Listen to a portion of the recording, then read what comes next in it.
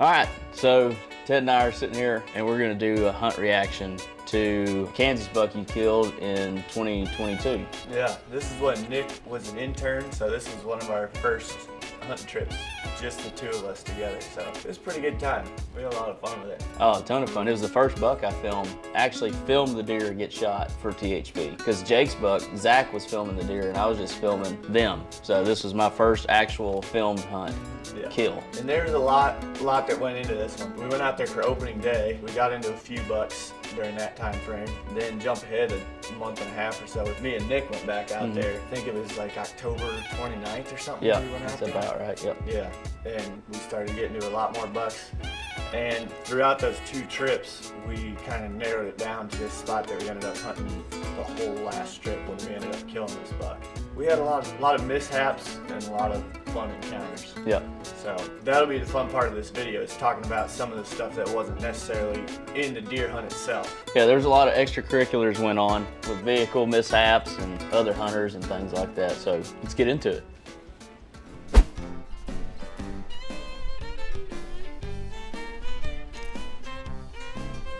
Tire trouble. Starting off the morning high right here, we had to change the tire before it even got daylight. So I think, actually, I'm not even gonna try to lie and act like I know what was wrong with your car. Dana knew what was wrong with it. It was something with the car wouldn't heat at all. Like it was overheating, but it wouldn't heat at all, so it was just cold. Oh. So it was just cold air blowing on us the whole time. So we had that, and then we wake up to a flat tire. Earlier in this video, you'll see us, we're driving down the road and it just pretty much goes up in smoke. Yeah. Luckily, Nick's dad is a mechanic, so every time we had issues with the car, we just get him on the phone and he'd pretty much tell us what was wrong with it. Yeah. I guess we'll call Dana and tell him what's happening and see what he He's says. gonna be like, When in doubt, call Pop. Pop, What's up? what are you doing? Yes, sir. Just driving Eddie around. Oh, y'all just driving around? Yeah, he just said, hey, Nick. Tell him I says hey back. I hear the beep on the Honda. Yeah, the heat gauge is maxed out and the car was smoking a little bit. Okay, that's not good. Here's what you're going to need to do. You need to sit there until the temperature gauge cools completely down. And then it's probably busted a hose or busted a radiator or something like that. That's probably what's happened, so it's run out of coolant. So hopefully it didn't get too hot and do damage to the motor. It sounds like a diesel truck right now. So after this flat tire, you know, we battling car issues, the tire, I was just in bad spirits all around because we were in big deer every day, but we just kept getting beat. Like we just couldn't get on them and it was just really getting old. And so this particular morning, I was being real sour about it all after Ted changes the tire, because we can only go like a mile down the road and then we got to pull over and let it cool down and then go another mile, and we're gonna have to do that for like 30 miles to get to town. Yeah. So it was gonna take us all day. So I'm just in bad spirits and I'm laid back. He's cruising down the road and I'm laid back in the seat like this, just sleeping. And he's like, well, I better pull over, we're overheating. And I just kind of sit up and I look out the passenger window and I see these two bucks right here, right on the edge of private and public. yeah. And our spirits immediately went back up. Yeah. Through the roof. Then we're like, all right, spin it up, let's go. I don't know what these deer were doing that morning. They were just standing there looking at each other when we first saw them. Yeah, they're just kind of bowed This up. one's bristled up. With the fence between them. The buck you kill is actually on private right there, and the smaller one's on public. Yeah. But this worked out perfect. As soon as we saw him, we looked at the map and it was like ideal situation, Yeah. because we could just park at this little boat ramp and then take the edge of the lake around and get right in there on them. Yeah, I mean, the edge of the lake put us within like 150 yards of where they were standing when we get up there, and then it just, all the cards fell our direction. Yeah. Which you'll see here in just a minute. We spotted a couple bucks down here on public. There's two bucks down in here. They're right on the fence line. One was on private and one was on public. We stopped up here on the road and they didn't seem too concerned with us, so we whipped her down to this boat ramp and started walking the edge. Let's just beach in right quick. We're making our way around to them. Pretty sure they're still there. I don't think we can see them from the ramp because there's a little ridge here between us and them. But there's a bunch of deer tracks on this beach right here as we're walking along, so we're gonna get across here and see if we can catch back up to them. One thing about this too, like during the rut, I feel like everybody asks about strategy and what's our game plan or whatever. I feel like the game plan for this This was November 13th, so Yeah. the bucks, they're fired up. They'd go anywhere a lot of the time. After we spotted these two, it was early in the morning, so we were just like, well, let's just get in there close, Yep. kind of hang back where we can get eyes on them, and then after that, our plan was just kind of hang with them as long as we could. If they were going to go down that fence, we just kind of parallel them Yep. and try and keep eyes on them. Using that lake to our advantage the whole way, because I do remember we had the wind coming straight from those deer to us, which was blowing out over the lake. Yeah. So we just keep the lake on our one side the whole time, and we could always keep them there. You got them pretty well thumbed down. And during this time of year, you never know what could happen. Yep. And it happened for us right there. Oh yeah, I see them both.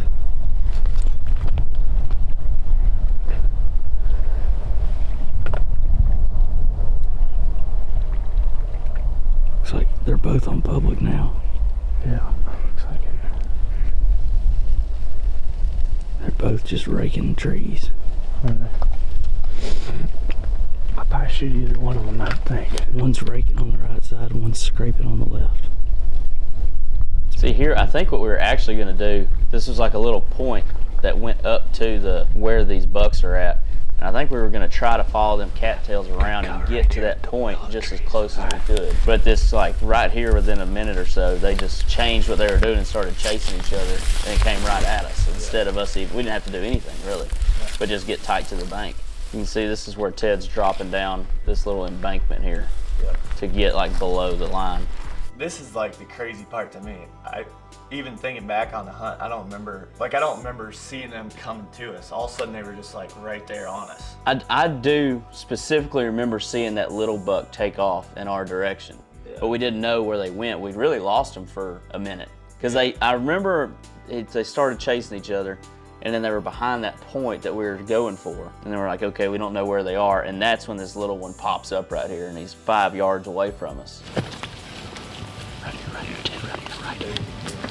Yep. I remember when that little buck popped up thinking I might shoot this thing because we were screwed pretty much with the car situation.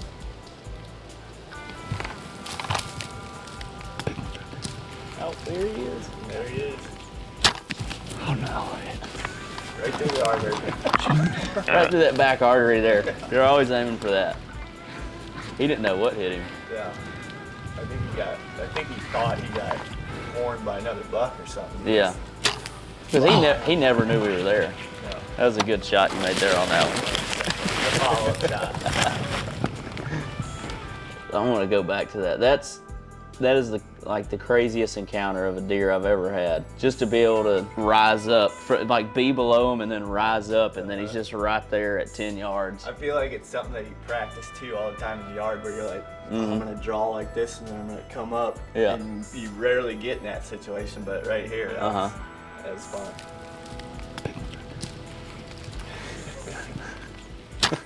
Oh no. Smash! Yeah. Shoot him again. That's a pretty good grunt you just threw there, though. I remember right here thinking, oh boy, we are in for a hell of a track job. Yeah.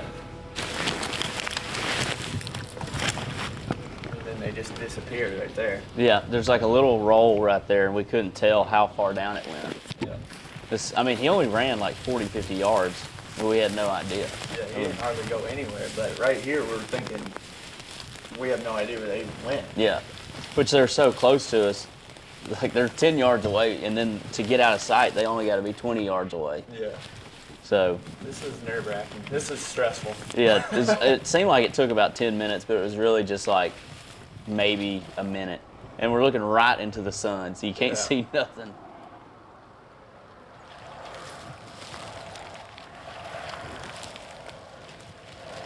Look, he's down. He's down right there. No way. Hold on.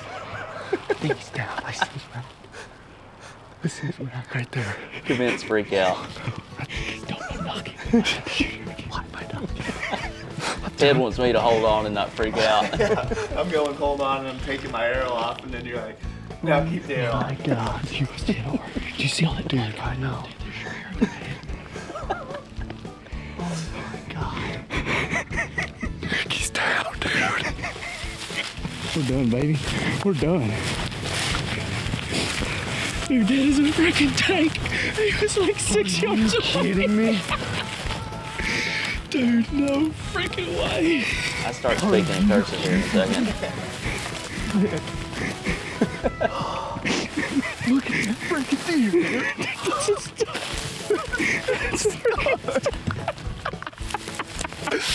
Yes, baby. Yes. Hey. Dude. Flat tire. Put the donut on it this morning. Car won't go more than 100 yards without overheating. Kansas, baby.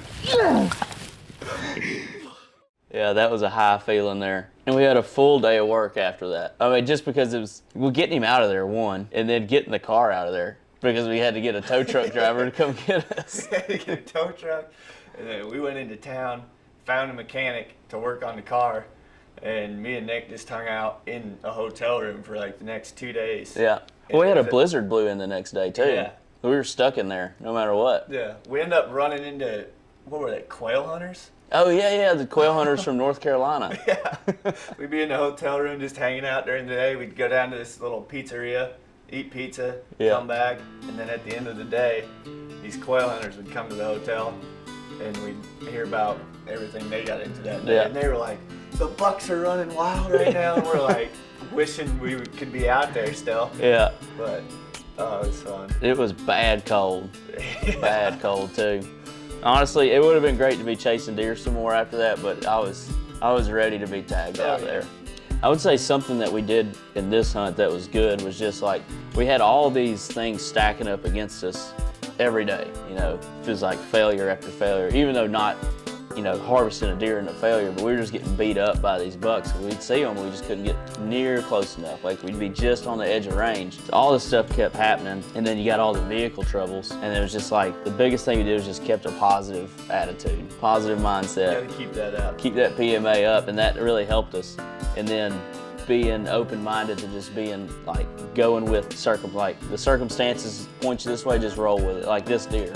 I think as far as strategy goes in this hunt, best thing we did was just got in there, got close, got eyes back on the deer once we were actually on the ground with them, and the plan was to just hang with them. And I feel like that's what we do a lot of times, especially during the rut, is just get in close where you can keep tabs on the deer and plan to hang with them, because at some point they're going to make a move, and hopefully it works out in your favor like it did for us here. Yep. It just happened really quick in this hunt.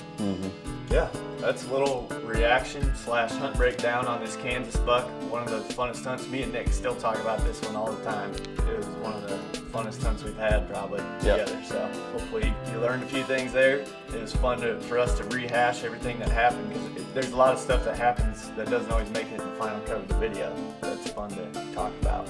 Let you guys in on a few secrets of what happened behind the scenes, I guess. Yeah.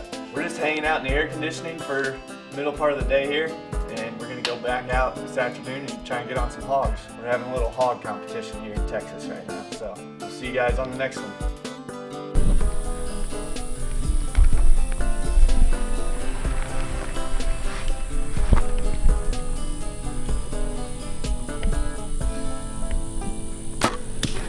Toast. That one's toast.